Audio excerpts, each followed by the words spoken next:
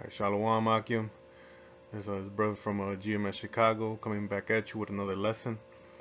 First and foremost, I'd like to start out by giving all praises and honor to Yahweh, Ba'ashem Yahushai. Double honors to the apostles of Great Millstone who rule well.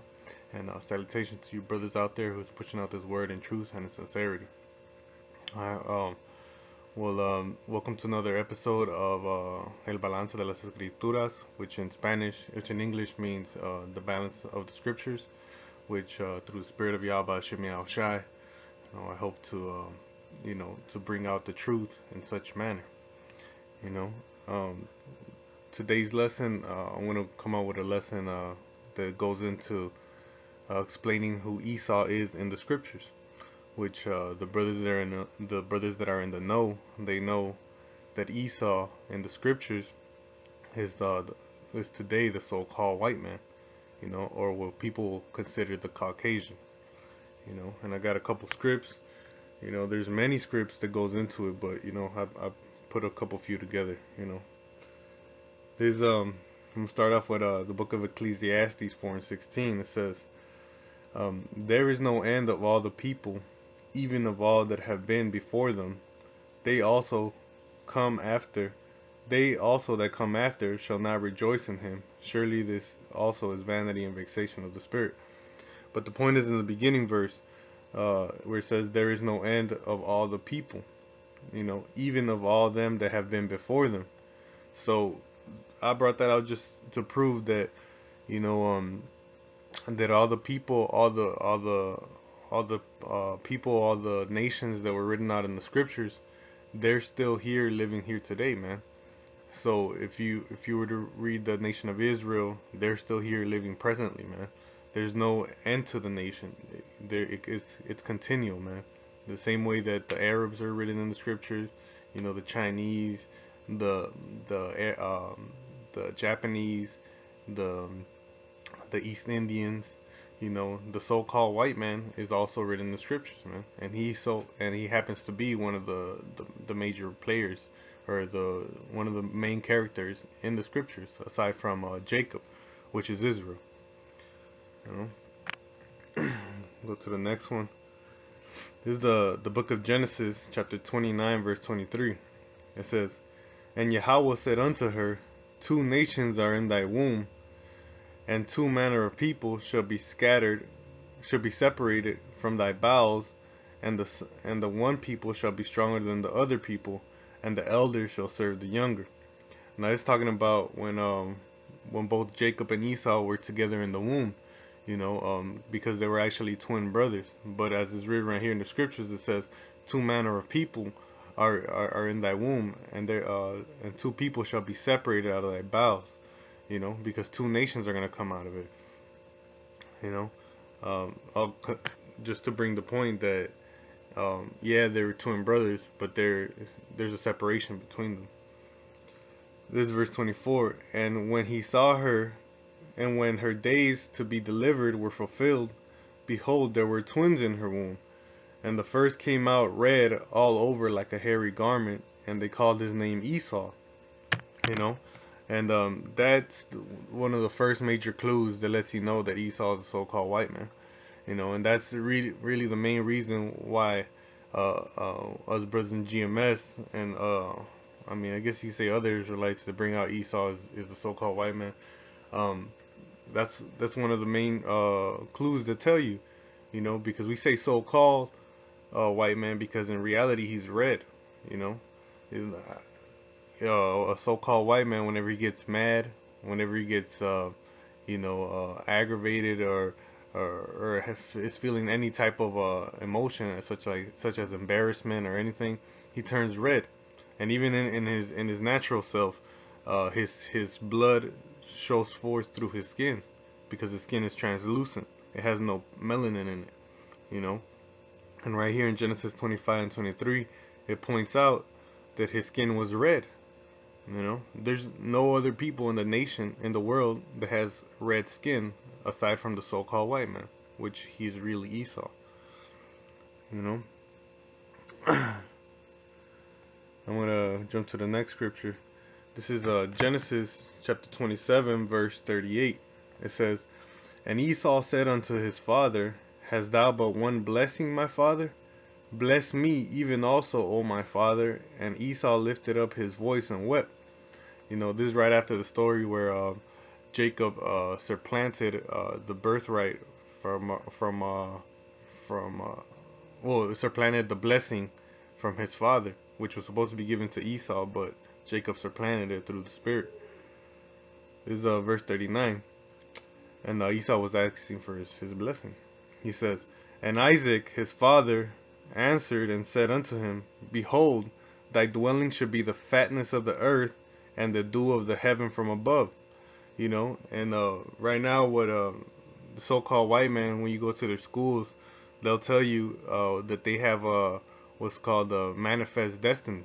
That's one of their their teachings, that the whole reason why the so-called white man came to power so quick was because manifest destiny, because somehow or some reason that they're so-called better than the rest of the people, man, because he was the one that rose to power so quickly.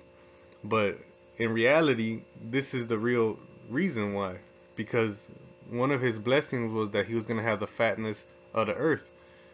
He's the one that throughout history exploits the world and destroys it the most, man. Through cutting down trees, you know, uh, uh, drilling out the oil from the land. Uh, I could go on and on, killing the cattle. He's endangered so many species, and cut down so many trees and polluted so many places because of his fatness, man. He's just been reaping and reaping, living lavishly, man. You know, man. I'm gonna keep going. It gets deeper. Verse 40. It says, "And by the sword shall thou live, and shall serve thy brother. And it shall come to pass, when thou shalt have dominion, that thou shalt break his yoke from off thy neck." We read again, verse 40. "And by thy sword thou shalt live." And that again is another big clue, man. Because this so-called white man, this Edomite, everywhere he goes, all he brings is death, destruction, and killings, man. He does is rapes and pillages all these places that he goes to, man, and all in the name of so-called Christianity, man, which is not real Christianity, because he just uses the scriptures as an excuse to cause mayhem unto the world, man. You know, and it's evident, man. It's evident in through history, um, that the so-called white man had a rap sheet of being this violent man. Everywhere he goes, he kills, man. When he came to the Native Americans, he killed over 100 million people, man. He put the so-called Negroes into captivity, man. You know, he even put his own people into captivity, man. Even now today, everybody with a social security card is a slave, man. Your your birth certificate is written in banknote paper, man, because you're treated as a commodity, man. You know, that's why they get so upset when you don't work, because you're not producing for them. But that was the point. I'm gonna keep going. This verse, this is Job chapter 9, verse 24. "The earth is given into the hand of the wicked. He covereth the faces of the judges thereof. If not, where and who is he?" It says the earth is given into the hand of the wicked. Right now, the so-called white man is ruling this world, man. And it's written that it was going to be given unto the wicked, man. And that's the so-called white man. All he's been doing is exploiting and killing the people, man. It says he covereth the faces of the judges thereof. If not, where and who is he? He, the so-called white man. When you go into the scriptures, it tells you that the Lord is actually a black man. But this man has had the audacity to cover himself as as the Lord, man, as one of the judges. I'm gonna keep going. This is just to prove that Esau is the wicked, man. And it's evident through his actions, man. You Psalm 17 and 13. Arise, O Yahweh, disappoint him, cast him down, deliver my soul from the wicked, which is thy sword. Now we read in Genesis 27 that the blessing of Esau was going to be the sword. So just to back it up with 13, it says, deliver my soul, Psalm 17 and 13, it says, deliver my soul from the wicked, which is thy sword. So Esau is the most high sword, and he's considered the wicked, man. You know, and once again, man, I can't stress it enough. The so-called white man's rap sheet, or his deeds around the world, they speak for themselves, man. You know, the the amount of exploitation that's going down over in Africa with De Beers. He's the man that went and exploited all the diamonds that were in Africa, man. And while he did it, he put a lot of people into hardcore slavery, man. Having them to go down there and bring out all these rocks, so that he can make money off of it, man. You know, everywhere he goes, this is what he does. He rapes, steals, and kills, man. He is the wicked. He is the Lord's sword, man.